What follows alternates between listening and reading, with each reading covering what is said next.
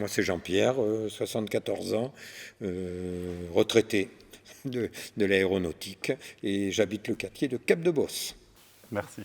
Je crois que vous lui posez aussi une question sur la jeunesse. Sur la jeunesse, sur le sport surtout, comment vous comptez réorganiser tout le sport à Pessac pour qu'il soit plus dynamique, voilà, on va dire comme ça, surtout pour les jeunes. D'accord. Voilà. Mais le sport à Pessac, il est déjà aujourd'hui dynamique. Oui. On a beaucoup d'associations avec cette singularité pessacaise qui est en gros d'avoir par exemple dans certaines pratiques sportives plusieurs clubs au sein de la ville. On a 3 omnisports, on a un office des sports. On a tout un tas d'acteurs en fait qui contribuent à proposer une offre à nos enfants et puis aussi qui participent à... Le sport, c'est aussi de la compétition, à une recherche aussi de performance au niveau des plus grands et pas que. Donc en fait, déjà, la première chose qu'il y a à faire, c'est de réunir aussi ces acteurs. Aujourd'hui, j'ai le sentiment qu'on a un peu trop de dialogue bilatéral entre les acteurs sportifs et le maire. Moi, je crois qu'il faut en fait responsabiliser, à l'instar de ce que je disais sur la communauté éducative. Il n'y a pas de difficulté à poser les contraintes ensemble avec les acteurs associatifs et puis essayer de les faire converger vers les objectifs qui sont aussi ceux de la commune. Vous avez parlé du sport à travers la jeunesse.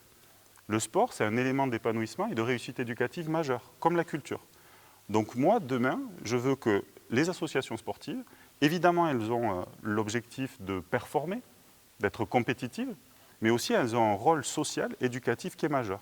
Et celles qui vont jouer le jeu auront des incitations financières, et si possible des incitations financières pluriannuelles, sur plusieurs années, pour qu'elles puissent avoir un peu de visibilité dans leur action, et lorsqu'elles auront besoin, par exemple, d'embaucher un éducateur, d'être plus sécurisées, plus tranquilles, pour avoir un peu de visibilité dans leur action. C'est les contrats pluriannuels notamment. Il y a aussi tout le travail qu'il y a à faire sur les équipements. Moi, je ne suis pas favorable aux grands équipements de prestige.